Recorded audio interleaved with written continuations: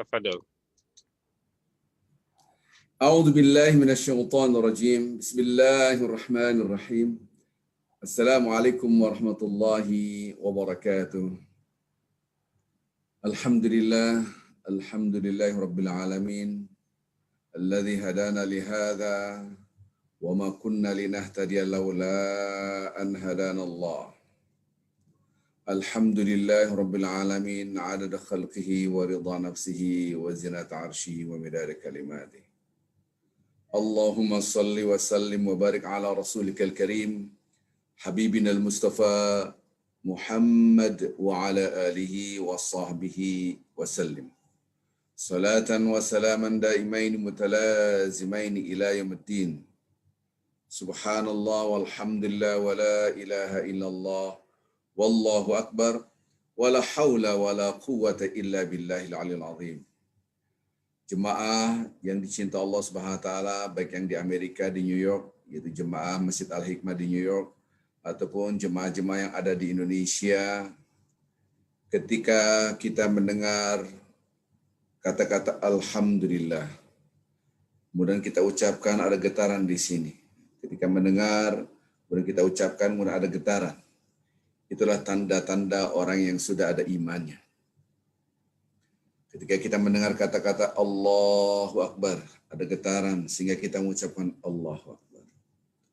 Ketika kita mendengarkan kata-kata Asyhadu an la ilaha illallah, kita mendengar ada getaran, kemudian kita mengucapkan Asyhadu an la ilaha illallah.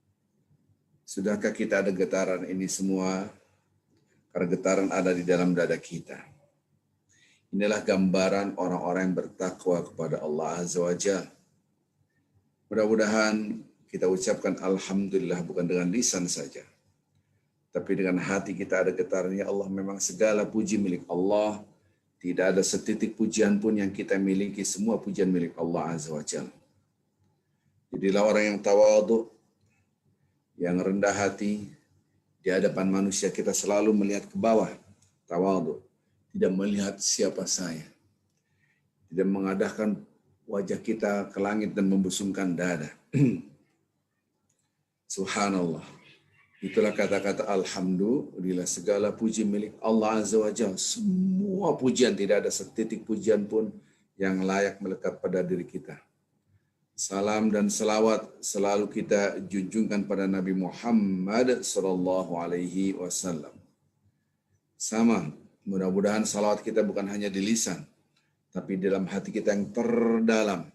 Ketika kita ucapkan Allahumma salli wa sallim wa barik ala rasulikal karim Sayyidina Muhammad, ada getaran dalam hati kita. Sudahkah kita mengikuti sunnah-sunnah Rasulullah sallallahu alaihi wasallam? Sudahkah kita mengikuti apa yang sudah dijalankan oleh Rasulullah sallallahu alaihi wasallam? Subhanallah, pada hari ini insya Allah kita akan membahas yang mungkin orang-orang belum membahasnya. Karena ini sudah akhir Rajab, awal daripada bulan Sya'ban. Kemarin kita sudah memperingati Isra dan Mi'raj.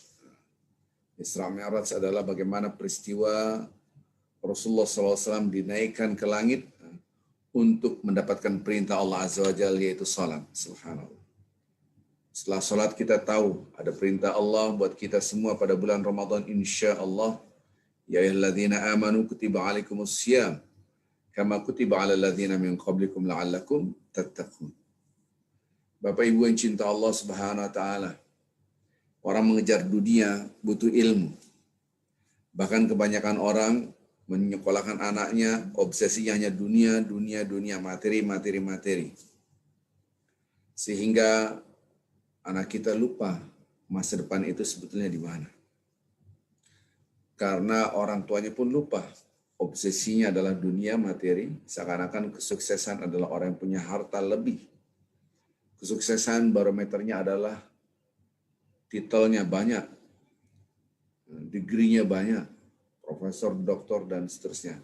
Seakan-akan yang S1 tidak begitu sukses dibanding yang S2.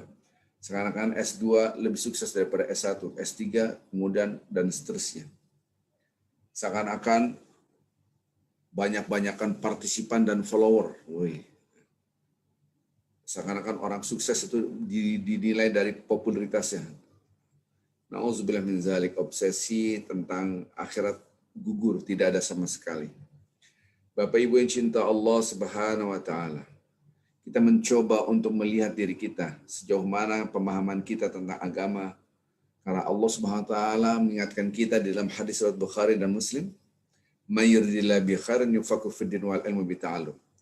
Kalau Allah mencintai seorang hamba, ingin baik kepada hamba, ingin baik pada hambanya, maka hambanya dijadikan dia memahami urusan agama.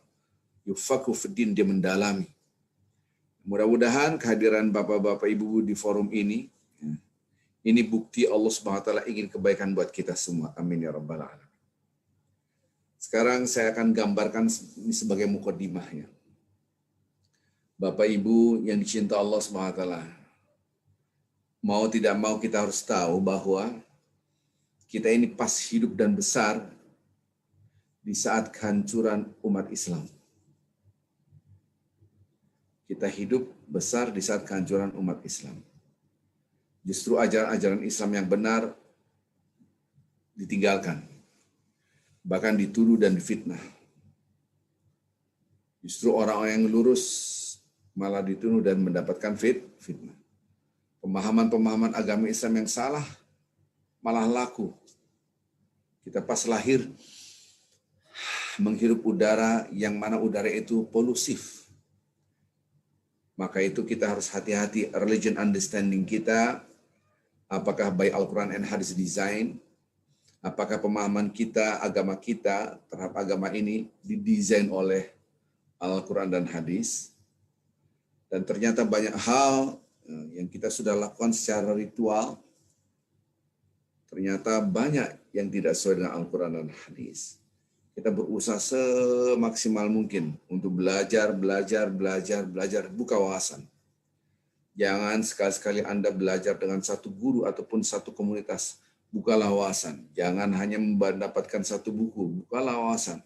Banyak buku, kalau perlu perbandingan mazhab kita kupas. Sehingga wawasan kita luas. Bapak Ibu yang cinta Allah SWT, saya tidak akan bahas tentang hukum-hukum di sini. Tapi saya akan bahas tentang pada dasarnya kita, religion understanding kita, pemahaman agama kita, itu banyak didesain oleh culture, tradisi, kebiasaan, budaya. Nah, ini harus kita rubah Bapak-Bapak Ibu yang cinta Allah Subhanahu wa taala. Benarkah apa yang kita sudah lakukan? Harus kita lihat. Saya kasih gambaran saja yang sangat mudah sekali. Kalau kita makan, semakin sehat, itu wajar, berarti makannya benar. Kalau kita habis makan, mohon maaf, ternyata sakit. Mungkin makanannya tidak bersih. Berarti mengukur apakah makanan ini baik atau tidak setelah proses. Apakah tubuh kita semakin sehat atau tidak. Maka kadang-kala orang sakit, dilarang makan ini, karena tubuhnya sudah didiagnosa, bla bla bla bla. Nah, sama pemahaman kita terhadap agama Islam, kemudian kita lakukan, kita kerjakan. Apakah ada sesuatu hal yang aneh? Ada benturan? Ketika kita memahami ajaran agama, kemudian kita jalankan, ternyata terjadilah permusuhan yang luar biasa, keretakan dalam barisan umat Islam, berarti ada yang salah pemahamannya. Ataupun tidak usah berbicara tentang kesalahan sosial, kita bicara kesalahan individual, kita menjalankan ibadah, tapi suami istri ribut terus, dengan anak ribut, dengan tetangga ribut. Ini ibadah yang seperti apa? Berarti ada yang salah dalam pemahaman agama kita. Bapak Ibu yang cinta Allah SWT, harusnya kita bisa mereview apakah kita betul-betul menjalankan ibadah yang sesuai dengan Al-Quran dan Hadis. Apakah religion understanding kita by Al-Quran and Hadis design atau tidak. Ini yang kita mencoba untuk melihat ulang. Sekarang Bapak-Bapak Ibu yang cinta Allah Subhanahu wa taala, saya berikan ilustrasi yang sangat mudah dan sudah saya share di beberapa tulisan melalui flyer, singkat sekali. Kalau kita niat untuk bermain bola, bertanding main bola, ya, tentu kita harus ada persiapan. Pertama, yang nomor satu adalah tahu cara main bola. Yang kedua, bukan hanya tahu, harus latihan. Oh, dibutuhkan apa? Nggak cukup 1 kali, 2 kali latihan, berkali-kali. Sehingga nanti tanding di arena pertandingan kita akan menang. Bapak Ibu yang cinta Allah Subhanahu wa Ta'ala. Inilah yang harus kita perdalam. Sudahkah kita memahami ilmu tentang Ramadan, tentang ibadah yang disebut dengan bulan syahrul ibadah, syahrul Quran, syahrul Ramadan, dan seterusnya. Nama-nama Ramadan begitu dahsyat. Bulan Quran, bulan ibadah, bulan turunnya Lailatul Qadar, dan seterusnya. Bulan yang dilipat kali gandakan, bulan rahmah, bulan maghfirah. Banyak bahasa-bahasa ini. Tapi kalau kita tidak bisa punya ilmu tentang ini, amat sangat rugi sekali. Bapak Ibu yang cinta Allah SWT, ingat. Ada orang yang growth mindset, ada orang yang fixed mindset. Ini pernah saya terangkan tentang tasbih. Subhanallah, Maha Suci Engkau ya Allah. Sungguhnya tasbih itu membentuk kita growth mindset. Kenapa? Karena ketika kita bertasbih, Engkau yang Maha Suci Allah, berarti aku masih kotor, masih salah. Tapi ketika saya benar, dia yang salah, menyalahkan orang lain, terus habit of mind-nya selalu menyalahkan orang lain, merasa paling benar. Ini yang berbahaya, sangat berbahaya. Merasa paling baik dan seterusnya. Akhirnya kalau ketemu orang selalu nyalahin, ini nggak boleh, haram dan seterusnya. Subhanallah.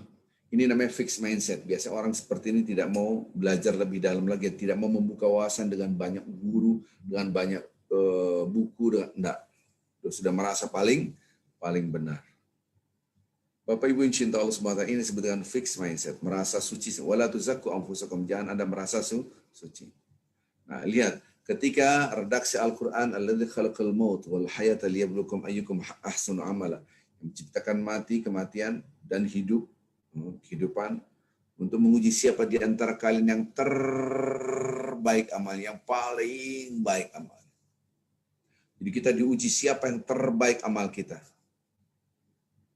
Kapankah kita berpikir bagaimana yang terbaik? Siapakah orang yang selalu berpikir progresif? Gimana yang paling baik ya? Gimana yang terbaik ya? Itu yaitu hanyalah orang-orang yang merasa belum baik. Kalau orang merasa belum baik, maka dia kejar terus ilmu bagaimana supaya baik. Bagaimana mendapatkan yang terbaik. Bapak-bapak Ibu hadir di sini karena mempunyai growth mindset. Inilah orang yang akan terbuka pikirannya dan akan tumbuh kembang. Akan bagus. Kenapa? Karena dia menuntut ilmu. Kalau seorang merasa sholatnya sudah bagus, Allah Akbar terus sampai salam dan seterusnya. Sudah merasa sholatnya bagus, maka dia tidak akan berpikir bagaimana mengupgrade kualitas sholatnya. Kalau dia sudah membaca Al-Quran dan merasa hebat, maka dia tidak akan mengoreksi bacaan Qur'annya, seakan-akan itu paling hebat, bisanya menyalahkan saja, gitu. Dia tidak akan melihat bacaannya.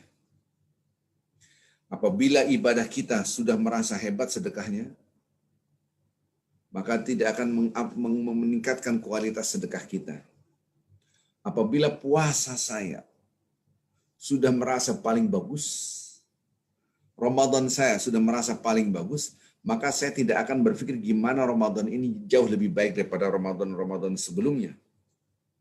Kalau setiap tahun kita sudah mengejar Lailatul Qadar merasa paling bagus, maka kita tidak akan belajar lagi Lailatul Qadar seperti apa, bagaimana kualitasnya, dan seterusnya. Maka orang-orang seperti ini namanya fixed mindset. Dia tidak akan berkembang. Tapi kalau orang merasa belum baik, ya Allah, banyak sholat aku yang salah ini. Kurang kekhusyuan, maka saya akan memperbaiki sholat saya. Saya sedekah saya, mudah-mudahan saya sedekah lebih banyak lagi. Silakan Bapak-bapak Ibu yang di New York sudah sholat kali ya, sholat subuh di sini. Jadi kita lihat diri kita, apakah hubungan saya dengan istri saya, dengan suami saya, dan anak-anak sudah baik? Ternyata belum, saya upgrade lagi. Saya harus lebih bersabar. Apakah kualitas saya kepada orang tua saya sudah bagus? Anggap sebelum bagus, maka saya upgrade lagi kualitas saya supaya saya banyak berbakti pada orang tua saya. Sudahkah saya mendoakan saudara saya, kerabat saya, keluarga saya yang sudah wafat atau orang tua kita yang sudah wafat, sudah merasa mendoakan, saya sudah doain. Maka Anda fix mindset, kayaknya saya kurang doa, terus doa lagi mendoakan orang tua, terus mendoakan orang tua. Maka orang yang merasa belum baik akan berpikir bagaimana yang terbaik. Peganglah itu.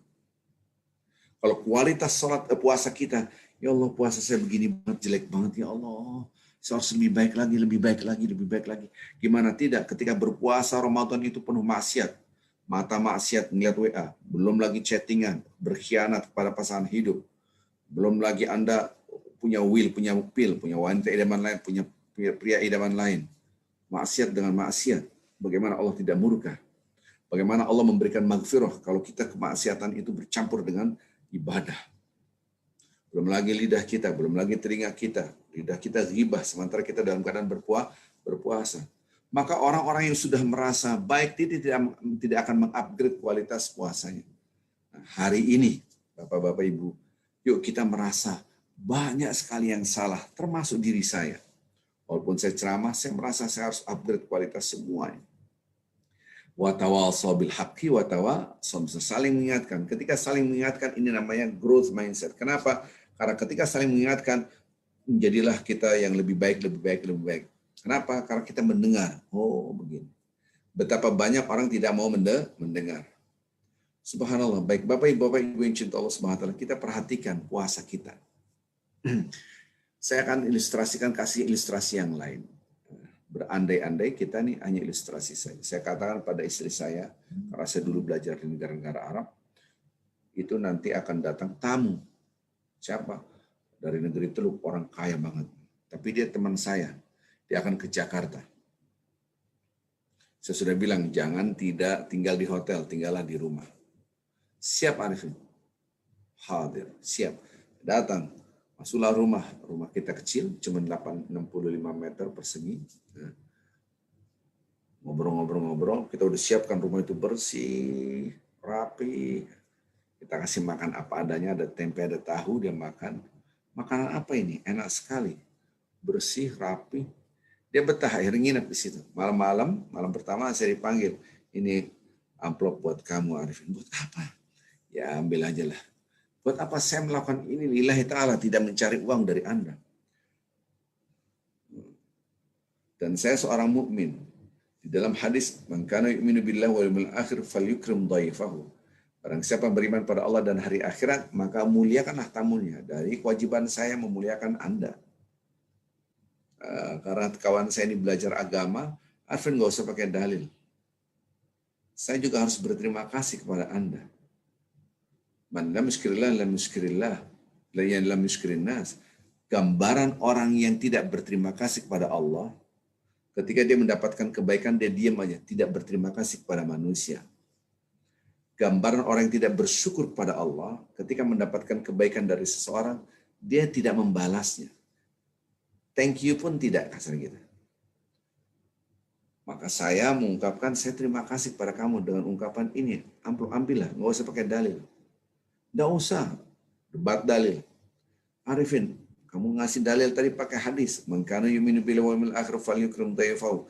Barang siapa yang beriman pada Allah dan hari akhirat, maka muliakanlah tamunya. Saya kasih dalil juga kamu. Wa idza hayyitum bi tahiyyatin fahayyu bi ahsani minha aw ruddu bi mithliha. Kalau Anda dapat penghormatan, maka balaslah penghormatan itu dengan yang lebih baik atau minimal sama. Coba bayangkan Bapak-Bapak Ibu yang cinta Allah Subhanahu wa taala, apabila ada seorang mengatakan Assalamualaikum, jawab Waalaikumsalam warahmatullahi wabarakatuh. Paling tidak sama. Assalamualaikum. Waalaikumsalam. Nggak boleh diam aja. Ini penting sekali di dalam Islam. Minimal sama. Kalau bisa lebih baik. Sekarang saya diberikan penghormatan. Dikasih makan tadi, apa tadi namanya? Tempe tahu. Oh ya tempe tahu. Karena dia nggak pernah makan tempe tahu. Nih, akhirnya saya buka. Saya kasih istri saya. Nih. Oh, banyak banget, Mas. Berapa? $100. Allah Akbar. Modal tempe tahu dikasih $100. Tempe tahu murah. Besok lagi kita beli ayam lah. Meningkatkan kualitas masakannya dari tempe tahu bisa kasih ayam. Ayam kita olah, opor ayam. Orang Arab makan ayam tapi nggak pernah makan opor seperti kita. Ini makanan apa ini? Enak sekali. Hari kedua dihormati, meningkat penghormatan kita kepada tamu ini. Tiba-tiba malam hari kasih lagi amplop. Ini Arifin, nggak usah berdebat dalil, ambillah. Sudahlah, saya ambil, saya kasih istri saya 10 kali lipat, $1.000. Saya kaget, hebat. Udah kita beli kambing, batibul. Ini orang Tegal pasti tahu batibul. Bawah 3 bulan. Jadi bayi kambing dimasak, Masya Allah. Empuknya luar biasa dia makan. Ini apa lagi nih, kambing di Arab banyak sekali, tapi kambingnya beda. Arifin, ini hari terakhir, saya harus keluar dari rumah kamu. Ambillah ini. Nggak usah pakai debat dalil. Ya sudahlah, saya juga tidak mau berdebat. Saya kasih lagi amplopnya. Ternyata 10 kali lipat. Dari 100 menjadi 1.000. Wah, banget. Modal kambing mendapatkan $1.000. $1.000 ini nggak dapat, sangat amat besar dibanding satu kambing. Bapak-bapak, ibu-ibu, maukah Anda kedatangan tamu seperti ini? Pasti semuanya mau gitu. Mungkin istri saya mengatakan, Mas, 1 malam lagi, 1 malam aja lagi. Lumayan, kalau 1 malam lagi kali 10. 1.000 kali 10. Dan itu tidak mungkin kita lakukan. Ini hanya ilustrasi Bapak-bapak Ibu. Tamu itu adalah Ramadan. Kalau Anda, saya juga mau kedatangan tamu, tapi rumahnya berantakan, kotor. Kualitas makannya pun jorok. Kira-kira tamu ini menghargai kita nggak dengan amplop 1, amplop 2, amplop 3? Ada beberapa hadis yang dhaif, tapi tidak apa-apa, itu hanya stimulasi untuk ibadah. 10 malam terakhir, 10 hari pertama adalah maghfirah, rahmat dari Allah. 10 hari kedua adalah maghfirah. 10 hari ketiga adalah aidkum minan nar, bebas dari neraka. Saya tidak pernah fokus di dalam sanad. Saya selalu fokus pada matan. Mungkin karena saya orang filsafat ya. Oke, sanadnya kadang-kadang dhaif, saya lihat substansi hadisnya. Oh, substansi hadisnya ini secara substansial bagus dan tidak benturan dengan Al-Quran dan hadis. Pakailah. Karena ini bagus. Oh, ini bagus, kenapa Anda tidak pakai? Contoh. Man lazimal istighfar, pasti bapak-bapak ibu tahu. Status man lazimal istighfar, barang siapa yang selalu beristighfar, insyaallah hamma farajan. Kalau dia dalam keadaan sedih akan dibikin senang sama Allah. Kalau dalam keadaan kesempitan dilapangkan oleh Allah, kan gitu. Dan diberikan rezeki di luar perhitungan. Status hadis ini bukan hadis sahih, tapi secara esensial ini sama persis dengan Al-Quran. Banyak Al-Quran bicara itu. Secara esensial persis sama dengan hadis-hadis yang lain. Secara esensial itu matan, isinya. Kalau seremonialnya, sanadnya dari ini, wah ada yang lemah di sini, jadi lebih dhaif. Karena saya selalu melihat kontekstual, kemudian substansinya. Nyambung nggak? Kok nyambung, kenapa tidak? Dan banyak hadis-hadis yang dhaif itu sesungguhnya secara esensial sahih, benar, dan bisa kita pakai.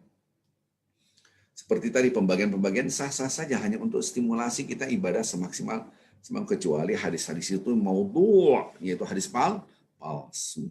Ini bukan hadis palsu Bapak-bapak Ibu. Baik lagi tadi. Jadi apakah kita akan menerima tamu ini? Oh mau, karena akan mendapatkan bla bla bla tadi. Ini hanya ilustrasi, belum terjadi pada diri saya. Ilustrasi saja. Nah, tamu itu agung itu adalah Ramadan. Bagaimana Ramadan akan memberikan hadiah-hadiah yang luar biasa. Bagaimana Allah akan memberikan rahmat dan maghfirah kepada kita. Kalau kita tidak punya ilmu tentang Ramadan. Bagaimana kita mau menang dalam pertandingan. Kita masuk main sepak bola. Ada 11 tim kita. Lawan musuh 11 ke 11. Tiba-tiba prit, wasit mau sudah meniup prit, gitu, mainlah bola. Tapi kita baru mengatur, kamu sana, kamu back, kamu apa? Kamu kiper di belakang, kamu punya ke depan. Cara, kiper jangan pegang bola nanti, handball nanti akhirnya Anda beda penalti. Ini terjadi sekarang di tengah Ramadan baru membahas tentang puasa. Cara puasa bla bla, man shoma Ramadan iman wahtisaban ghufira lahu ma taqaddama min dhanbi. Nanti akan keluar hadis-hadis ini. Barang siapa yang berpuasa imanan dan ihtisaban, maka diampuni dosa-dosanya yang lalu. Terjemahannya rata-rata penuh dengan keimanan dan penuh dengan keberhati-hatian gitu kan. Enggak dalam. Maksudnya iman dan ihtisaban apa ini? Ternyata bukan puasa saja, man qama itu salat malam. Penuh dengan iman dan ihtisaban. Kapan diterangkan ini? Nanti Ramadan. Bapak-bapak, ibu-ibu, cara puasa itu begini, gini. Yang ini haram, nggak boleh, batal puasa. Yang ini makruh. Diterangkan di tengah lapangan bola. Paham maksud saya? Bukan lapangan bola beneran, maksud saya di tengah Ramadan. Ketika sudah mulai Lailatul Qadar, semua ceramah tentang Lailatul Qadar. Ini tidak salah daripada tidak diterangkan sama sekali. Saya tidak menyalahkan. Harusnya sebelum Anda tanding, Anda tahu cara main bola. Harusnya bukan hanya tahu, tapi sudah latihan.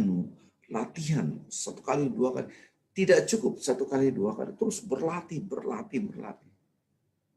Saya tidak berbicara apabila Anda dalam keadaan sakit. Pak Ustaz, saya sakit.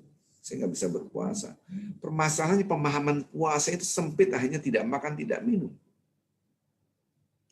Subhanallah. Terus jadi kalau memang kutiba alaikumus syiyam, diwajibkan bagikan berpuasa, ujungnya outcomes-nya adalah la'allakum tattaqun, agar Anda menggapai jadi orang-orang takwa, menggapai orang bertakwa. Terus yang sakit seandainya ada orang sudah sepuh, udah tua banget ya, nggak bisa puasa, ataupun mohon maaf orang lagi hamil, tidak bisa berpuasa, ataupun dalam keadaan nifas, 40 hari dia tidak dalam keadaan nifas, tidak bisa berpuasa, atau dalam keadaan dia butuh supaya makanan yang banyak karena dia sedang menyusui, tidak bisa berpuasa. Orang-orang yang tidak bisa berpuasa dan dibenarkan syariat, apakah tidak dapat menggapai takwa? Ya dapat juga. Maka itu pemahaman puasa harus kita kaji lebih dalam. Dengan cara apa? Dengan takwanya gitu. Bapak Ibu yang cinta Allah Subhanahu wa taala, inilah yang harus kita bangun. Bagaimana religion understanding kita by Al-Quran and Hadis design. Pemahaman agama kita dibentuk oleh Al-Quran dan Hadis. Jangan baik katanya segini, katanya segini, semua katanya. Ya. Baik Bapak Ibu yang cinta Allah Subhanahu wa taala, puasa itu seperti apa? Apa arti puasa? Gitu kan? Baik di dalam Al-Quran bahasa as-siyam itu apa? Gitu. Kemudian dalam hadis seperti apa puasa? Ramadan itu apa Ramadan? Itu dibahas sebelum Ramadan. Bagaimana saya supaya optimal ibadah Ramadan yang terbaik itu seperti apa? Gitu. Orang hanya membangun kesalahan individual vertikal, yang penting zikir, baca Quran, puasa. Dia lupa kesalahan sosial horizontal. Coba lihat hadis-hadisnya. Gitu. Dia berpuasa tapi mencaci maki orang, hibah aja, ngomongin orang. Kadang-kadang yang diomongin adalah pasangan hidupnya. Astagfirullahaladzim. Gugur semuanya, bukan dapat pahala, dapat dosa iya. Gitu. Allahu Akbar. Tapi dia merasa berpuasa, maka ancaman Nabi Muhammad SAW kepada kita, banyak orang berpuasa tidak dapat apa-apa kecuali lapar dan haus. Udah lapar, haus, capek, nggak dapat apa-apa. Itu masih bagus. Masih bagus daripada dapat dosa.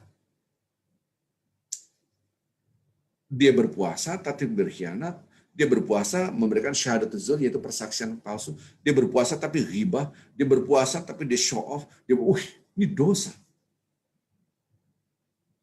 Bapak Ibu yang cinta Allah Subhanahu wa taala. Kalau ada ancaman-ancaman puasa, begitu juga sholat. Betapa banyak warubba qaimin, banyak orang yang sholat malam tapi tidak dapat apa-apa kecuali capek. Ngantuk-ngantuk gini, kagak dapat pahala, hanya dapat capeknya. Termasuk sholat yang 5 waktu. Di dalam hadis, Rasulullah SAW mengingatkan kita, ini pernah saya bikin flyer-flyer ya. Ada orang 60 tahun dia sholat, 60 tahun. Sholatnya tidak diterima oleh Allah Azza wa Jalla. Bayangkan. Dengan percaya diri yang luar biasa, overconfident gitu. Wah, saya udah orang soleh. Maka itu Anda berbuat baik, berbuat kesolehan, jangan merasa soleh, jangan merasa baik. Berbuat baik oke, tapi jangan merasa sudah baik. Jangan. Sudah jangan. Ya. Kita coba, jangan sampai nafsu kita menguasai diri kita. Numpuk dada saya sudah hebat, saya sudah hebat. Jangan. Baik lagi tadi. Betapa hadis-hadis ini mengerikan ketika ada orang sholat 60 tahun tidak diterima oleh Allah Azza wa Jalla. Padahal dia yakin diterima oleh Allah Azza wa Jalla, ternyata tidak diterima oleh Allah. Bayangkan 60 tahun, 60 tahun. Kalau di akil baliknya taruhlah umur 17 tahun, kita hitung aja berarti umurnya 80-an.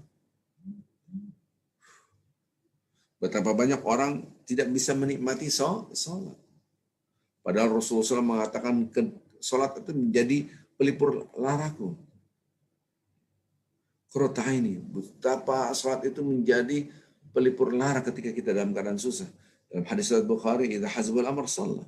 Kalau dia mendapatkan masalah yang berat, dia langsung mendirikan sholat. Jangan Anda klaim bid'ah Nabi, Nabi bid'ah gimana? Nggak ada sholat dalam keadaan susah. Ada juga sholat ini. Mana ada nggak ketika Anda melihat masalah kemudian sholat? Udah jelas Al-Quran yang wasta'inu bis-sabri was-salat. Dalam keadaan susah mana ada sholat susah, nggak ada. Nah, ini jadi masalah karena pemahaman tekstual. Ya, jangan seperti itulah Bapak-Bapak. Kalau Anda punya masalah sholat lah, tidak ada masalah sholat. Kita sholat. Ya, asalkan itu ikut aturannya. Sampai dikatakan, ya Bilal, kata Rasulullah SAW. Arahtu biha ya Bilal. Aku mendapatkan kenikmatan, ketenangan batin ketika sholat, wahai Bilal. Subhanallah. Kita kadang-kadang marah, emosi. Setelah sholat masih marah dan mengungkapkan kemarahannya. Gitu. Berarti ada yang salah sholat kita. Tapi kita merasa sholat kita sudah benar. Repotnya ketika kita wafat, kemudian dihadapkan Allah, ternyata sholat kita tidak terima. Na'udzubillah, summa na'udzubillah. Bapak Ibu, balighna Ramadan. Ya Allah, mudah-mudahan kita sampai bulan Ramadan. Kita harus paham kehebatan puasa itu apa. Jangan sampai kita tidak tahu kehebatan puasa itu apa. Kehebatan bulan Ramadan itu apa. Jangan sampai kita tidak tahu. Sehingga amalan-amalan yang sangat dimuliakan oleh Allah, yaitu bulan Ramadan, banyak-banyak baca Quran, karena itu syahrul Quran, malah tidak baca Al-Quran. Baca Al-Quran, terus baca sebanyak mungkin itu. Malah malas baca Al-Quran. Maka butuh latihan. Latihan. Karena bulan Ramadan itu bulan Quran. Syahrul Ramadan alladzi unzila fihi al-Quran. Bulan Ramadan yang mana diturunkan di dalamnya Al-Quran. Bapak Ibu yang cinta Allah Subhanahu wa taala, inilah harus kita punya ilmu. Maka lihat. Bulan Ramadan, sebelum bulan Ramadan itu adalah bulan Sya'ban. Tidak ada yang berbeda pendapat, Bapak-bapak Ibu. Bulan Sya'ban itu satu-satunya bulan yang mana Rasulullah SAW paling banyak berpuasa. Yaitu bulan Sya'ban. Puasa apa ini? Puasa sunnah. Anda boleh puasa tanggal 1, tanggal 2, tanggal 3, tanggal 4, tanggal terus. Setiap hari puasa, hajar puasa terus. Dilatih. Saya tanya, taruh ada si fulan, jago main bola dunia, level dunia, berandai-andai. Saya tanya, ketika si fulan ini mau bertanding, si fulan itu saya nggak tahu lah pemain bola, taruhlah Ronaldo apa siapalah saya, apa salah yang orang Islam itu, si Salah. Apakah dia tidak latihan bola? Latihan. Lah orang bertanding pun dia jago main bola, tahu aturan main bola, tahu lah, nggak mungkin nggak tahu. Tapi walaupun dia jago, tetap dia butuh latihan. Itu manusia yang paling jago main bola. Tetapnya latihan. Nah, sekarang manusia yang paling jago ibadahnya di muka bumi, ya Rasul, nggak ada lagi. Rasul melatih dirinya terus berpuasa dalam menyambut bulan suci Ramadan. Seperti tadi analogi saja. Ilustrasinya. Kalau rumah kita kotor, datanglah Ramadan. Bagaimana? Di tengah Ramadan datangnya tamu tetap masih kotor, ya Ramadannya tidak dihormati. Kita berarti melecehkan kesucian bulan Ramadan. Di sini kita harus punya ilmu. Ilustrasi yang lain. Bapak-bapak, Ibu yang cinta Allah Subhanahu wa taala. Ini perhatikan ya Bapak-bapak, tolong perhatikan banget. Saya kasih satu hadis. Tafsir hadis. Hadis ini untuk melihat tentang sholat kita, gitu. Tentang ibadah kita. Nanti kita ibadah-ibadah yang lain. Contoh, hampir perawi hadis menerangkan hal ini. Ini adalah saya terjemahkan dan ini sering saya ingatkan karena hadis ini penting sekali untuk mempetakan diri kita nih, sholat kita seperti apa? Oh, masih jauh ini dari ketentuan gitu kan, dari tujuannya gitu. Ala bidzikrillah tatmainnul qulub. Ingat, hanya dengan berzikir hati kita jadi tenang. Sholat adalah berzikir. Wa aqimus sholata lidzikri innani anallahu la ilaha illa ana fa'budni wa aqimus sholata lidzikri. Sholat itu untuk ingat Allah. Tapi kalau sholat kagak ada tenang-tenangnya, ini. Saya akan terjemahkan, saya akan pelan-pelan baca hadis ini. Rasulullah SAW bersabda, Ara'aitum, hai para sahabat, dengarkan. Bagaimana pendapat Anda? Ini hadis Rasulullah SAW. Ara'aitum in kana bi babi ahadikum naharan yaktasir min 5 maratin fi kulli yawm ayabqa min darani syai'. Qalu la yabqa min darani syai'. Hai sahabat-sahabatku, coba dengarkan. Seandainya di antara kalian pas depan rumahnya itu, pas depan pintunya rumahnya itu ada sungai yang sangat jernih. Dia mandi setiap hari, dia mandi. 5 kali mandinya. 5 kali mandinya.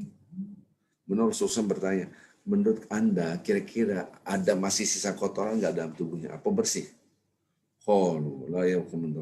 Para sahabat tidak tersisa dari tubuhnya adalah yang kotor, berarti bersih. Fadzalika min salatul khams. Itulah seperti salat 5 waktu. Maka salat itu membersihkan diri. Yamhullahu bil khataya, Allah menghapuskan dosa-dosa kita. Nah, sekarang saya ilustrasikan Bapak-bapak Ibu. Seandainya saya habis olahraga, lari. Berkeringat, kemudian saya bersih. Saluran air, got, kita bersihkan rumput kita. Ini semakin kotor, semakin bau badan kita. Kemudian kita masuk kamar mandi. Kemudian kita mandi, kita bersih. Keluar kamar mandi. Wangi sekali. Ya, bersih dan kita tidak lengket badan kita. Tidak bau badan. Bau wangi, bau sabunnya, dan seterusnya. Itulah orang habis mandi. Sekarang tadi hadis Nabi mandi seperti sholat. Sekarang kita mau sholat, lagi ribut sama istri, sama suami, sama orang, sama siapapun lagi. Dalam keadaan marah. Ataupun jangan-jangan lagi marah di WA gitu. Wah, ribut ya. Ini ribut. Habis itu Anda sholat. Setelah Anda sholat, masih ribut. Itu gimana ceritanya? Subhanallah. Berarti ada yang salah. Apa yang salah? Ya sholat yang salah. Kenapa? Karena sholat Anda yang salah. Sholat, kualitas sholat kita. Bukan perintah sholat ini, sholat kagak bener nih. Gitu. Maka itu Bapak-bapak Ibu perhatikan. Apakah sholat kita sudah membuat kita wangi? Bahasa analogi tadi dengan mandi. Gini maksudnya. Ketika kita berantem, setelah sholat harusnya Assalamualaikum warahmatullahi wabarakatuh. Sudah hilang, jadi sabar. Yang tadinya saya marah sama istri saya, sama anak saya, gara-gara sholat sini nak, kita cium, kita peluk, Masya Allah, indah banget. Itulah Rabbana atina fid dunya hasanah wa fil akhirati hasanah wa qina adzabannar. Itulah kehidupan dunia yang enak dan akhirat yang enak. Maka itu mendapatkan 2 surga. Surga dunia namanya Rabbana atina fid dunya hasanah, itu an-nafsul maut, mainah jiwa yang tenang. Wa fil akhirati hasanah, nanti kita di akhirat insya Allah kita kembali kepada Allah. Dan di akhirat nanti mendapatkan akhirat hasanah, akhirat yang baik. Ketika akhirat yang baik maksudnya surga Allah. Ini kehidupan yang abadi. Maka sudahkah sholat itu membangun karakter kita? Ini saya bangun ICD, Islamic Character Development. Harusnya sholat itu membangun akhlak. Puasa kita harus membangun akhlak juga. Ramadan kita membangun akhlak. Kalaulah bangsa Republik Indonesia tahu konsep Ramadan, tahu konsep puasa, tahu konsep sholat dengan sebenar-benarnya, akan keluar namanya tanha anil fahsyai wal munkar. Mencegah dari perbuatan keji dan mungkar. Ini namanya pemberantasan korupsi secara akhlak. Di Indonesia korupsi kan dahsyatnya luar biasa. Mengerikan. Sekarang para koruptor malah disanjung. Karena dengan hartanya, dengan jabatannya. Ya saya tidak akan bahas politik karena sensitif. Di sini ada perbedaan pendapat, sah-sah saja. Tapi jangan sampai kita mendukung yang maksiat karena pendukungnya akan mendapatkan pertanggungjawaban di akhirat. Baik, kembali lagi tadi. Kalau kita ngerti puasa itu dahsyat, sholat itu dahsyat, membangun akhlak. Coba perhatikan Bapak-bapak. Allahu Akbar. Sebelum sholat apa yang kita rasakan? Perhatikan. Assalamualaikum warahmatullahi wabarakatuh. Assalamualaikum warahmatullahi wabarakatuh. Apa yang Anda rasakan setelah salat? Diagnosa. Compare, bandingan antara sebelum dan setelah salat. Adakah perbedaan antara keduanya? Nanti Ramadan. Seandainya sekarang, besok masuk Ramadan. Malam ini adalah terawehan. Perhatikan Anda, akhlak Anda, perasaan Anda, situasi Anda. Nanti suatu hari, 2 hari, 3 hari, 4 hari, 5 hari, sampai 1 bulan, besoknya Idul Fitri. Perhatikan ada perubahan nggak dalam diri kita. Nggak usah 1 bulan, nggak usah. Nunggu maghrib. Datanglah maghrib. Iftar, yaitu buka puasa. Kita buka puasa. Adakah perubahan sebelum puasa dan setelah puasa? Kalau tidak ada perubahan, berarti sholat puasa kita yang salah. Iya, puasa kita, bukan puasa yang salah. Puasa kita, sholat kita yang salah. Kitanya. Gak mungkin Anda menyalahkan sholat. Innal insana khuliqa halu'an idza massahu syarru jazan wa idza massahu khairu manun ilal musallin alladzina ala salatihim daimun. Surat Ma'arij. Surat Ma'arij menggambarkan ini orang sholat yang benar kayak gini nih. Al-Quran.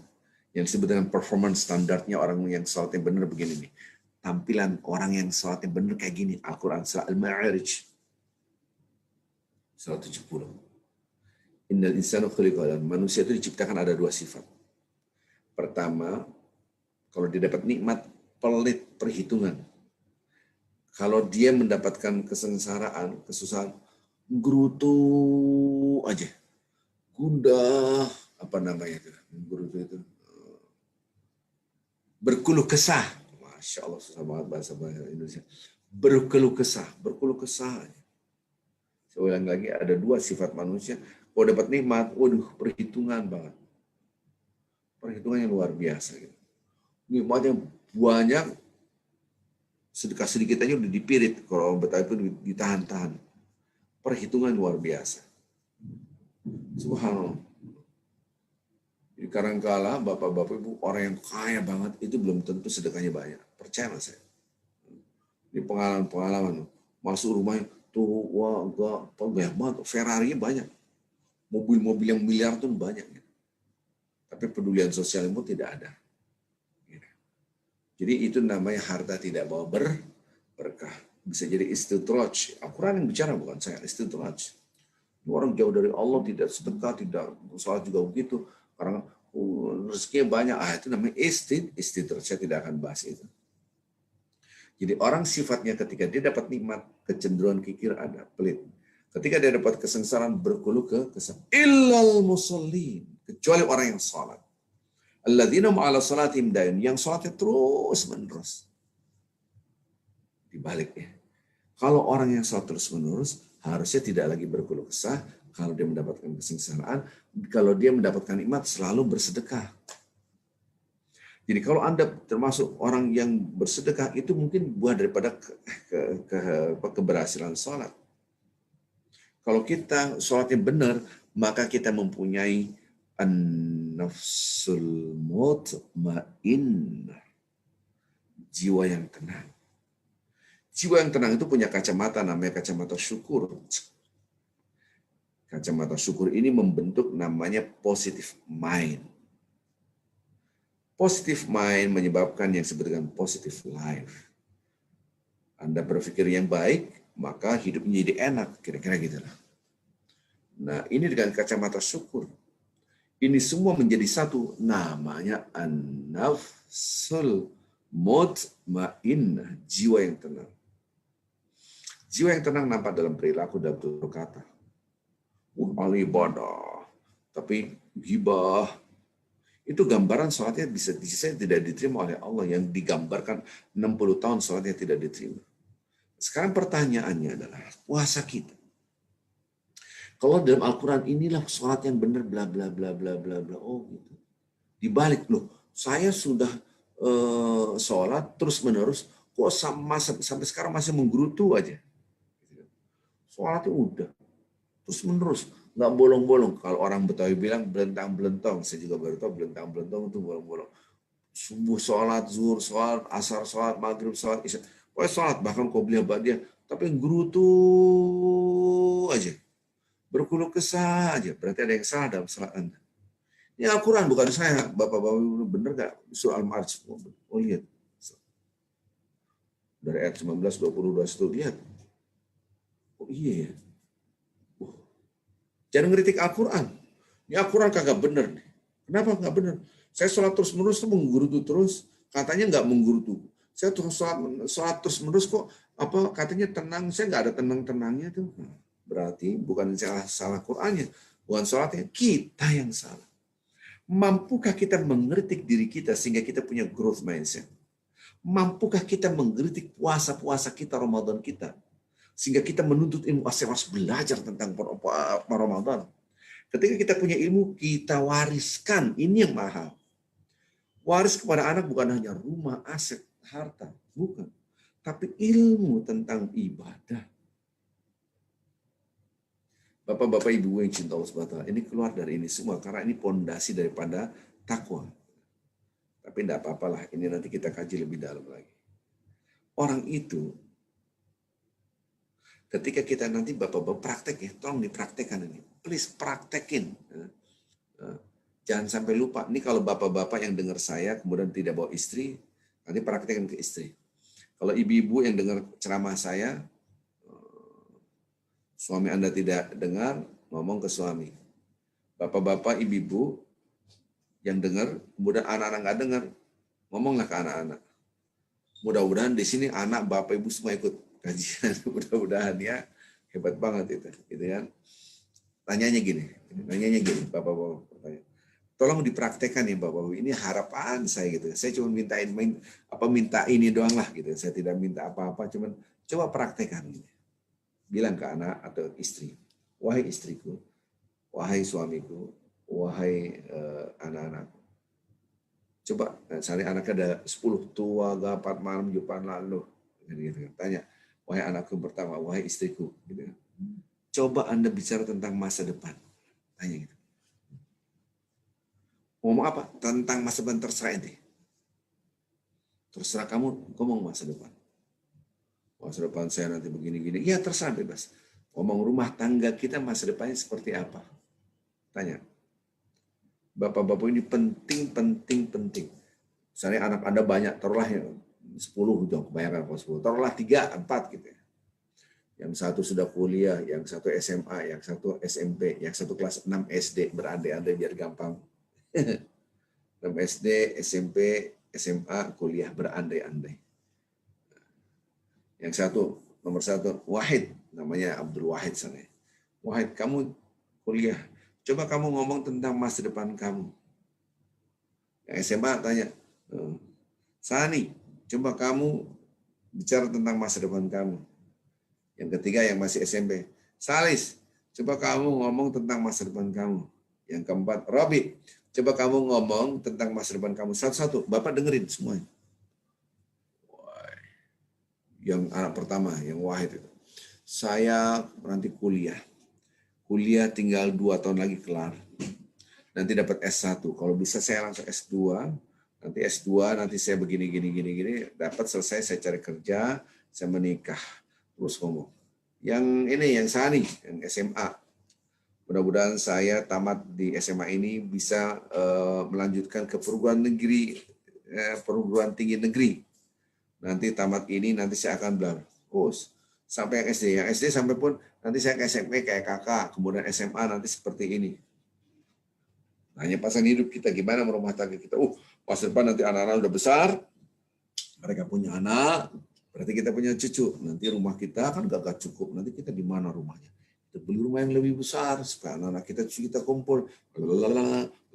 Panjang lebar. Please tolong dipraktekkan Bapak-bapak Ibu. Saya minta itu aja, minta gitu kan. Saya minta itu, mudah-mudahan dipraktekkannya Bapak-bapak Ibu.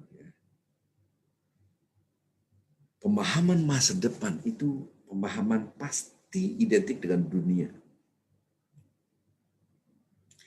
Kemudian Anda setelah tanya lagi yang kedua. Ada nggak orang yang meninggal waktu SD? Jawabannya ada. Ada nggak orang meninggal ketika dia di SMP meninggal dunia? Ada? Ada. Jawab. Ada nggak orang meninggal ketika di SMA meninggal? Ada nggak? Ada. Ada nggak orang masih kuliah belum sarjana meninggal? Ada. Ada nggak orang mau menikah nggak jadi meninggal? Ada.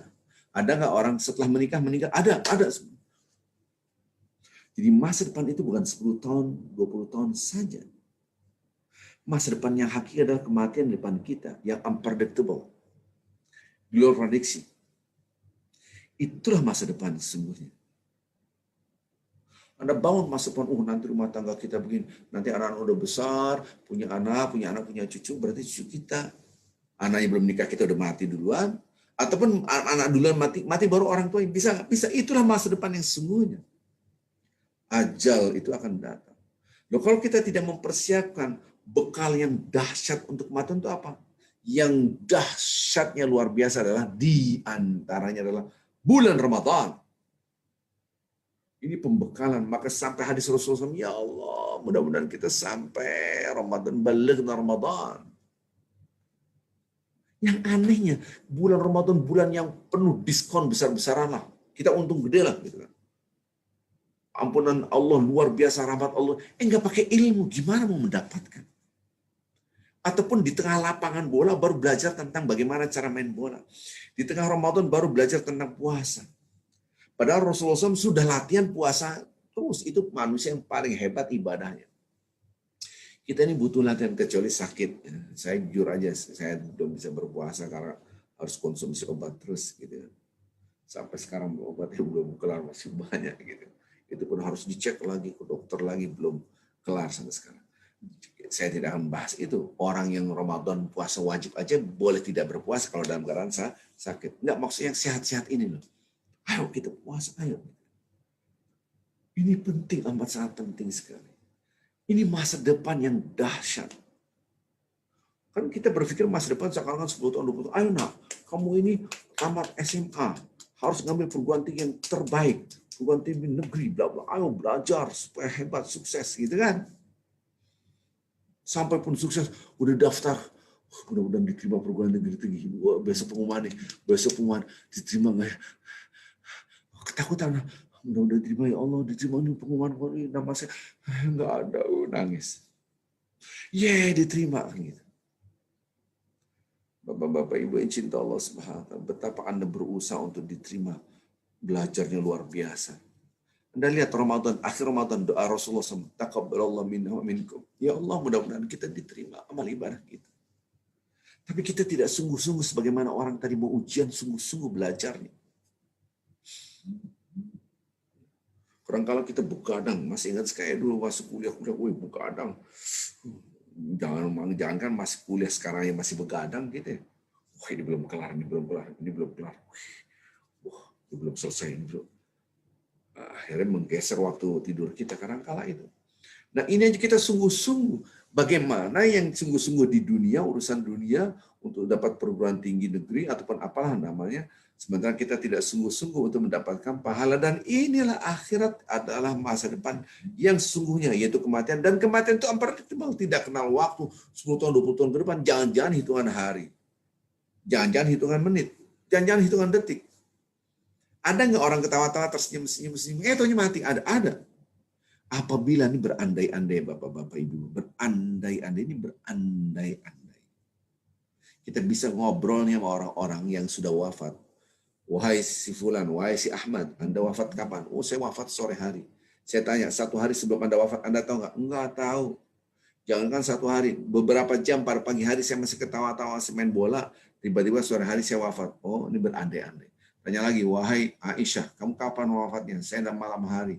Siang hari Anda tahu nggak Anda wafat? Tidak. Wahai si, taruhlah saya namanya Ishaq, Anda mau wafat kapan? Saya pagi hari. Waktu malam hari Anda tahu nggak Anda pagi hari mau wafat? Enggak tahu. Kalau kita bisa berbicara dengan orang-orang ini semua yang sudah wafat, mereka pun tidak tahu akan wafat. Bapak Ibu yang cinta Allah SWT, ingat ya Bapak Ibu, ingat please, ingat. Kita akan merasakan apa yang mereka rasakan. Kematian kita itu unpredictable, sama dengan mereka semua, nggak ada yang tahu. Nggak ada yang tahu kematian. Justru tahun lalu ketika saya Ramadan di New York, kemudian saya sakit, jangan-jangan kematian saya saat ini. Gitu kan. Karena di sana kan kawan-kawan New York kan mengumpulkan uang untuk beli wakaf tanah kuburan. Wah beneran nih. Kita waktu itu juga ikut share. Wah jangan-jangan emang mati di sini. Alhamdulillah masih hidup sampai sekarang.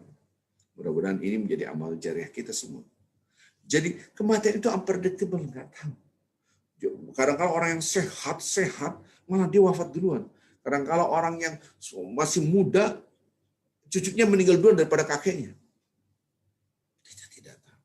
Jadi masa depan itu apa? Ini yang harus kita tahu. Nah, masa depan adalah akhirat yang harus kita kejar ketika bulan Ramadan per detik. Bukan per hari. Harus punya ilmu tentang ini. Puasanya harus berkualitas, betul-betul kualitas. Nanti di akhirat siapa yang mau nolong Anda? Kecuali amal ibadah kita. Rasulullah SAW bersabda tentang Al-Quran. Ya, Ramadan bulan Al-Quran. Ramadan bulan puasa. Gabung. Inilah bulan ibadah. Kutiba alaikumus syiyam, diwajibkan kalian berpuasa. Ramadan juga syahr Ramadan alladzi unzila fil Qur'an. Ini Quran semua diturunkan di bulan puasa. Ternyata puasa dan Quran itu luar biasa. Rasulullah SAW bersabda, al-asyam wal Quran yashfa'ani lil 'abdi. Puasa dengan Al-Quran menolong memberikan syafaat kepada hamba Allah. Yaqulus syiyam kepada Allah Azza wa Jalla. Berpuasa itu akan menjadi makhluk. Menjadi makhluk gimana Ustaz? Jadi semua amal ibadah kita akan menjadi makhluk yang berbicara. Amal ibadah kita iya. Mau yang baik, mau yang buruk.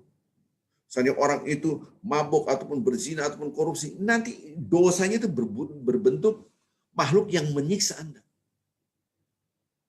Subhanallah.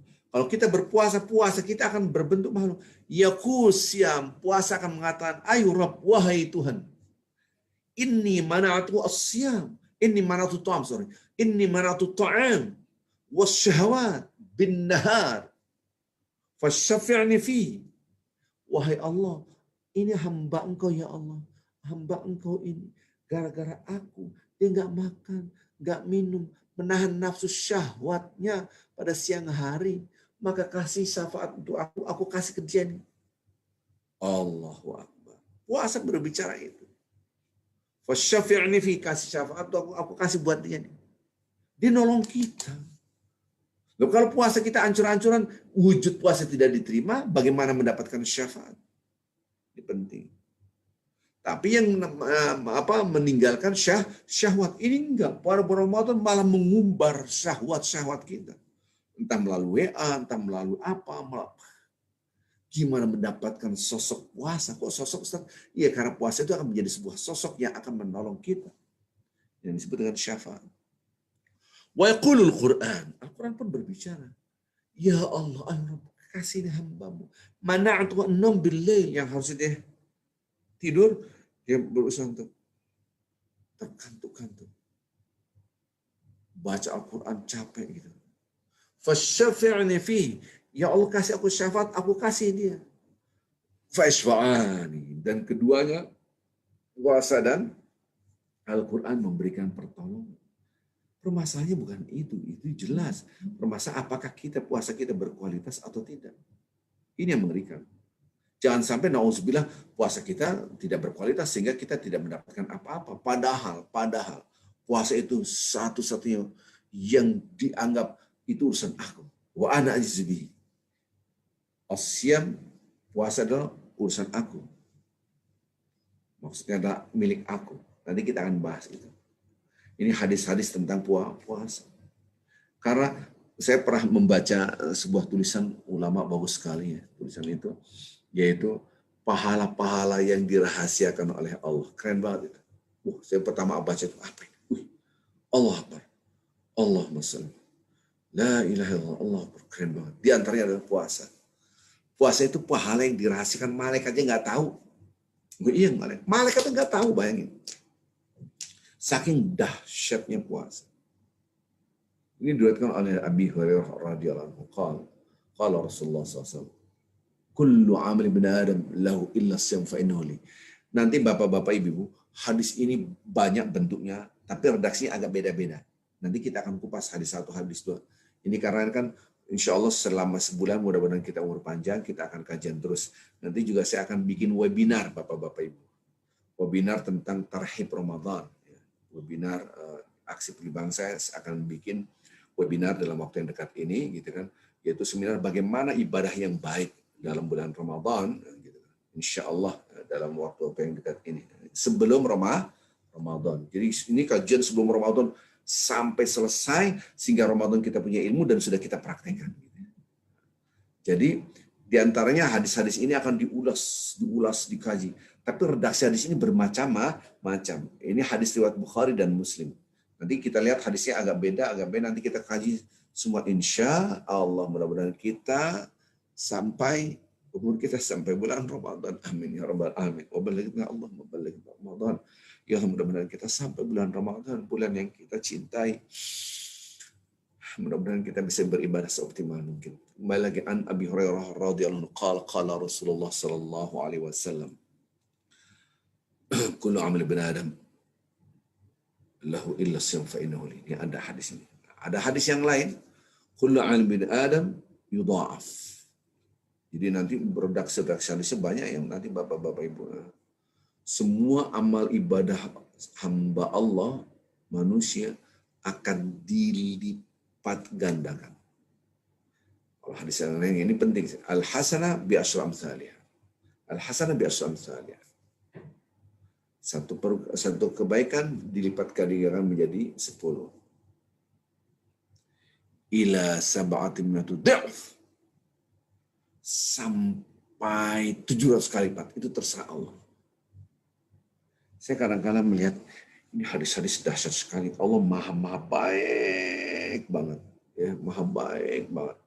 Kenapa? Karena satu kebaikan dilipat kali gandakan menjadi 10. Sampai dilipat kali gandakan sabatu metode, yaitu 700 kali lipat, bayangkan. Enggak, kurang baik apa nak Allah. Tapi kalau Anda berbuat buruk, ya satu. Loh, tapi berbuat buruknya seperti apa? Ada yang kecil, ada yang besar. Lanjutkan hadisnya. Ini supaya kita, qala Allah Ta'ala, ini hadis qudsi. Allah berfirman, tapi tidak tertulis di dalam Al-Quran.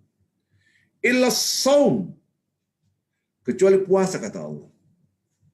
Berarti dari redaksi ini, puasa itu dirahasiakan.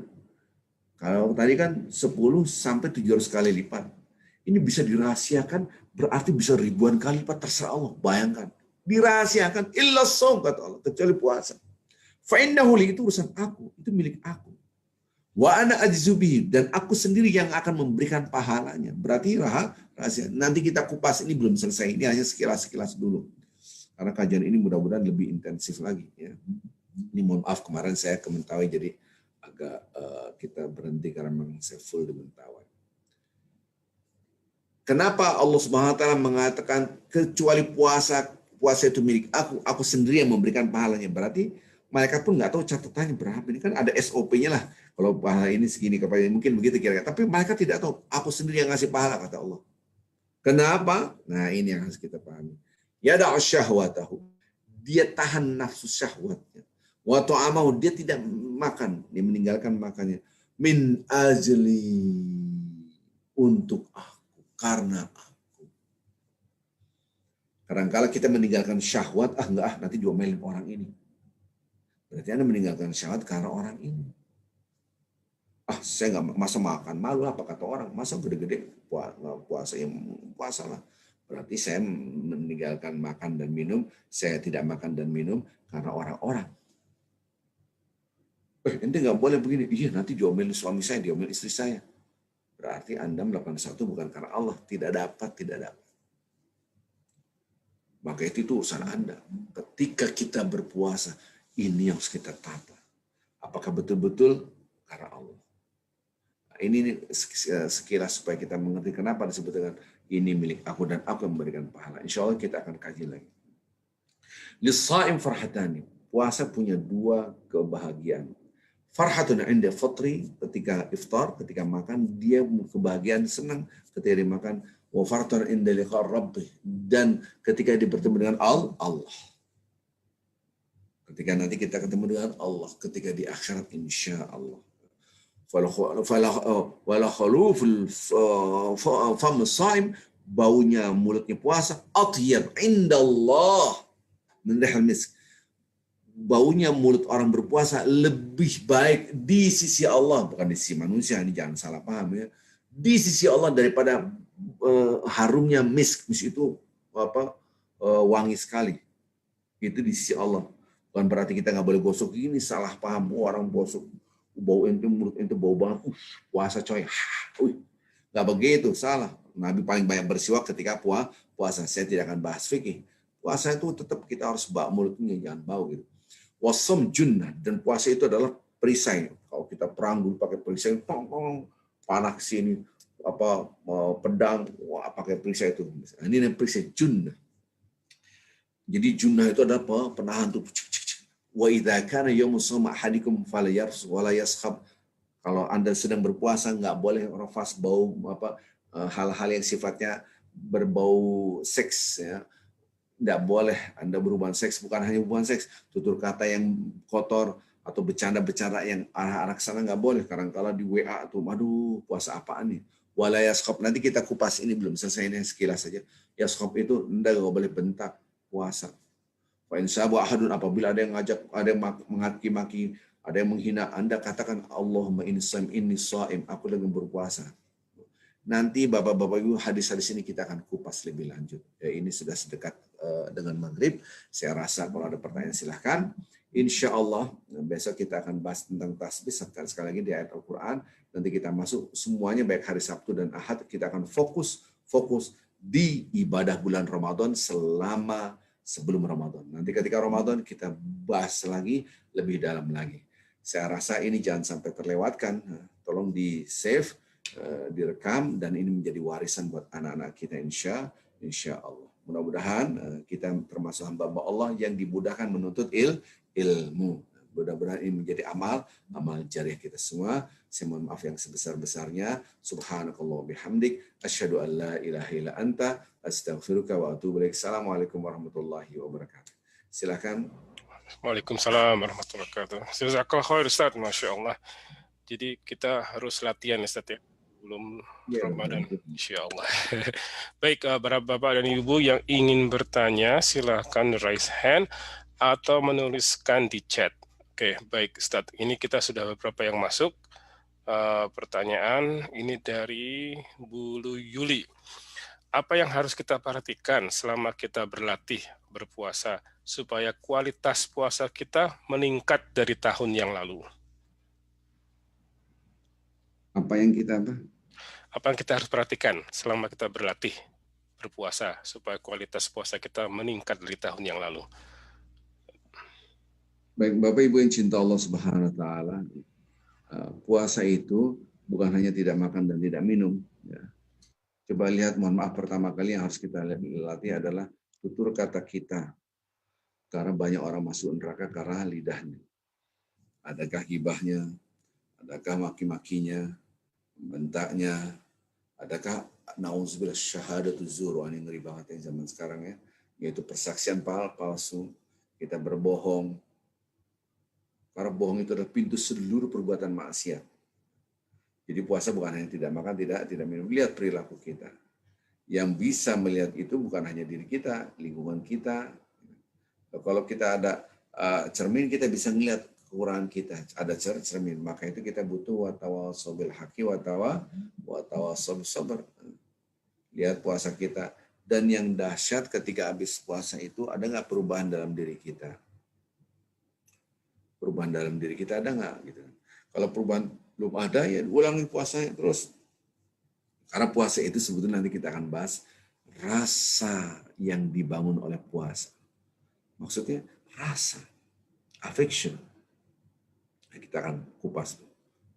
Mungkin Pak Kris ini yang nemenin saya selama di bulan Ramadan. Tiap hari kita ngisi Pak Ustaz. Iya. Tiap hari gitu, mungkin masih ada filenya. Tiap hari, tiada hari tak. Saya nggak tahu nanti bagaimana kondisi Ramadan gitu kan. Ya, jadi insya Allah kita coba review hati kita. Lihat kita ada nafsul mutmainnah nggak, jiwa yang tenang gitu. Kita bisa ngerem nggak gitu kan. Kalau mobil kita habis dibenerin remnya pas pakam nggak terus gitu kan. Atau kita biasa gibah, kita gas, oh ya cung, ternyata, oh ya benar, oh tambah jadi, gitu. Berarti emang remnya blong, gitu kan. Ini salah satu yang harus kita review. Apa yang kita perhatikan? Pertama kali perilaku kita, dari tutur kata, dari mata, telinga kita. Jadi yang berpuasa bukan hanya perut, nggak makan, nggak minum. Bayangkan walayaskop tuh nggak ada puasa itu atur tadi. Nanti kita akan masuk sana kajian besok. Walayaskop itu bapak-bapak ibu nggak boleh intonasi tinggi ngomong, bayangin. Bentak nggak boleh. Walaupun kata negara bentaknya itu benar, tapi caranya yang salah. Bentak yang benar gimana? Bentaknya itu maksudnya peringatannya benar. Ayo sholat nak, bentar. Ayo sholat nak. Itu sebenarnya nggak boleh. Kita melatih, namanya latihan. Ya. Maka itu puasa harus mendidik jiwa. Kok jiwa? Iya, karena takwa itu an-nafs. Nafs itu jiwa. Wa nafsi wa ma sawa fa'alhama fujura wa taqwa. Taqwa itu lebih disebut dengan jiwa. Ada lagi yang disebut tentang takwa yang melibas. Nanti kita akan kupas. Mudah-mudahan kita umur panjang dan kita terus belajar tentang ibadah sehingga lembaran hidup kita lebih baik untuk masa depan. Amin. Ada lagi pertanyaan? Ya, ada Ustaz. Oke, dari Ibu Wara Hendarti, Ustadz, kalau puasa Ramadan kita tahun-tahun yang lalu tidak berkualitas karena belum berilmu, bagaimana cara memperbaikinya? Apakah cukup dengan beristighfar, bertaubat, dan memperbanyak amal soleh? Itu betul deh, Ibu bisa. Tapi amal soleh yang lebih bagus adalah dua. Pertama kali puasa sunnah, yang kedua banyak sedekah. Puasa sunnah mewakili puasa yang wajib, sedekah mewakili fidyah kita gitu. Jadi amal soleh itu baik soal kesalahan individual vertikal dan berpuasa gitu, dan banyak bersedekah. Sama pertanyaan ibu dengan sahabat Rasulullah SAW ketika ya Rasulullah sholat saya kayaknya gimana ya, kadang-kala Allah kadang-kala enggak, maksudnya kurang mantep lah gitu. Rasulullah SAW tidak mengatakan ulangi sholat Anda, tidak, tapi Rasulullah SAW mengatakan banyaklah salat sunnah, diperbanyak salat sunnahnya. Nah, kita juga begitu, puasa, ya perbanyaklah puasa sunnah untuk memperbaiki puasa kita Ramadan yang jelek. Bukan berarti kita ganti semua. Kecuali kita memang ada yang ketinggalan Ramadan, maka kita qadha. Gitu. Maka itu pertama, itu ibu udah bener banget tadi, udah istighfar, banyak masalah, udah betul. Tapi salah satunya adalah kita perbanyak puasa sunnah. Allah alam. Ada lagi? Ya, oke. Ini ada titipan nih, Masya Allah. Ada titipan pertanyaan dari hamba Allah. Pak Ustadz, bagaimana membayar puasa-puasa yang terlewatkan di masa-masa dulu, bertahun-tahun lalu? Saya kalau puasa suka masuk angin. Kalau masuk angin, apakah bisa tidak berpuasa atau skip? Jazakallah khair. Selama Anda sakit, ya dibolehkan. Man kana minkum maridun aw 'ala safarin fa'idatu min ayyamin ukhra. Redaksi Al-Quran jelas sekali kalau ada yang sakit atau dalam keadaan safar, maka fa'idatu min ayyamin ukhra, maka puasa pada hari yang lain, berarti di qadha. Qadha Ramadan. Mengqadha, apa sih arti qadha? Qadha adalah ibadah di luar waktunya. Ya. Jadi Anda qadha kira-kira berapa yang sudah saya tinggalkan. Kalau nggak tahu berapa jumlahnya, wah ini repot kan, maka salatlah taubat dan Anda taubatan nasuha dan berusaha semaksimal mungkin kira-kira apa ya. Tapi perlu diingat ada hadis-hadis ancaman-ancaman yang sengaja, bukan karena masuk angin, karena sakit, sengaja dia nggak berpuasa, cek-cek aja, Allah murka banget. Karena yang dilihat bukan puasanya, ditinggalkan puasanya, tapi melecehkan kesucian bulan Ramadan. Ini berat di mata Allah. Maka dia mau puasa seumur hidup 100 tahun pun tidak bisa menggantikan puasa satu hari itu. Wah iya. Hadis dari Abu Hurairah. Kita belum sampai ke sana, tapi nanti kita insya Allah akan ke sana, kan bebas nanyanya gitu ya. Insya Allah kita akan sampai ke sana. Udah ada kurikulumnya, ada kurikulum. Ya, Ustaz. Oke. Baik, ini sampai saat ini belum ada lagi. Silakan pada Bapak dan Ibu yang mau bertanya. Cuman ini ada dari ini ada titipan nih katanya dari Ibu Reti, katanya insya Allah Mas Kris di New York puasa ada Ustadz Arifin lagi dan bisa ke Kanada, khususnya ketawa. Ditungguin tuh Ustadz katanya. Tanya Ustadz lah itu, jangan tanya saya. Oke, Ustadz sambil Oke, Ustaz, sambil menunggu nih, Ustaz, saya ada pertanyaan yang insya Allah bisa dijawab. Begini, Ustaz, kalau umpamanya bagaimana kita tahu bahwa ibadah kita, ya apapun puasa dan sholat itu diterima sama Allah ya. Karena kadang-kadang suka ada bisikan setan bahwa, wah, ente ibadahnya top banget dah. Habis itu langsung dia merasa kayak, wah, bangga gitu. Nah, itu gimana, Ustaz, membedakan antara bisikan setan sama bahwa kita benar-benar diterima ibadahnya? Bapak-bapak Ibu yang cinta Allah Subhanahu wa taala. Kan saya bilang gitu. Ada dua hal. Pertama kali kalau Anda ibadah, jangan lupa mengucapkan alhamdulillah. Kenapa? Anda bersolat ya Allah, bisa apapun. Kenapa? La in syakartum la azidannakum wa in kafartum min adzabil syadid. Kalau Anda bersyukur kami akan tambah. Kalau Anda kufur, asap aku amat pedih gitu kan. Jadi bersyukur bukan duit uang, dapat amplop alhamdulillah, dapat rezeki yang bisa jadi besar alhamdulillah. Tapi ketika Anda bisa baca Quran, tutup Al-Quran. Ya Allah, alhamdulillah aku bisa baca Quran, ya Allah, alhamdulillah, ya Allah, bisa baca Quran. Begitu dong. Mudah-mudahan diterima ya Allah. Khaufun wa tama'an. Ibadah itu ada rasa takut tidak diterima, tapi rasa ingin diterima juga keras. Mudah-mudahan diterima gitu. Jadi itu harus dua. Kalau sholat, itu udah sholat belum? Sholat loh. Sholat itu udah sholat. Ini mau udah sholat tenang aja. Lu belum sholat. Jangan-jangan yang udah malah kagak diterima. Tahu. Lagu loh ya ini udah sholat makanya ente. Yang terakhir udah sholatnya pelan, khusyuk pelan-pelan. Jangan-jangan dia merasa udah sholat dia kagak diterima, kan kita kagak tahu. Maka itu selalu saya katakan berbuat baik tapi jangan merasa baik. Itu pegang deh. Udah telan aja itu filsafat hidup. Berbuat baik tapi jangan merasa baik. Ini udah kagak berbuat baik merasa hebat kan keren amat. Hancur. Merasa paling pahlawan. Anak sini wajahnya di mana-mana gitu. Aduh, rusak. Nah, ketika kita beribadah, pertama syukur. Yang kedua, jangan merasa baik ya Allah. Rabbana wa taqabbal doa. Nabi Ibrahim, manusia yang top. Gitu kan. Karena keturunannya semuanya para nabi. Bapak para nabi, Abul Anbiya. Bahkan predikatnya disebut dengan Imam Nas, imam seluruh manusia. Ini ja'alaka linnas imam. Aku jadikan engkau buat manusia sebagai imam. Bahkan disebut dengan Khalilullah, yaitu orang yang sangat dicintai oleh Allah. Itu pun, ya Allah, terimalah doa kamu. Itu aja minta. Kita nabi juga bukan, gitu kan. Maksudnya banyak, ya Allah. Gimana merasa ini yang harus kita pahami. Gitu.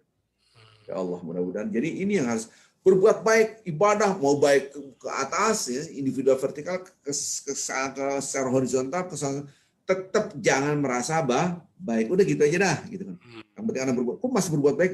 Belum tentu yang kemarin diterima ya Allah. Terus berbuat baik, terus gitu aja. Nah repotnya udah kagak berbuat baik, merasa baik, ini keren banget gitu. Hancur banget nih orang gitu. Auzubillah. Ya, baik, Ustaz. Baik, masalah. Oke, saat ini ada Bu Rina yang mengangkat tangan.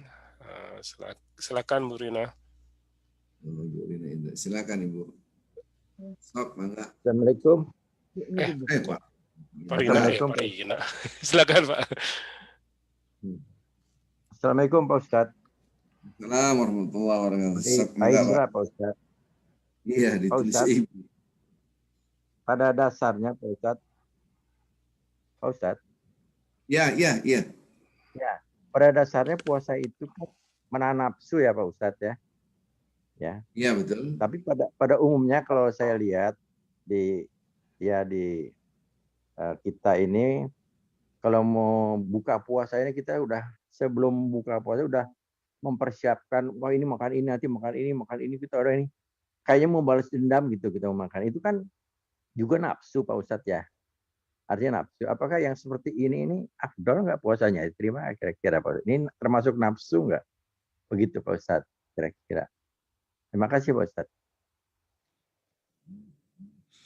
Bapak Ibu yang cinta Allah Subhanahu wa taala, maka itu butuh ilmu belajar. Ini sebetulnya udah saya siapkan nanti bahas ini udah saya siapkan. Nah, tapi nggak apa-apa lah bocorannya. Saya ajarin Ibu. Definisi nahan nafsu itu apa sih sebetulnya? Itu yang harus kita paham. Gimana bisa menahan nafsu kita? Itu.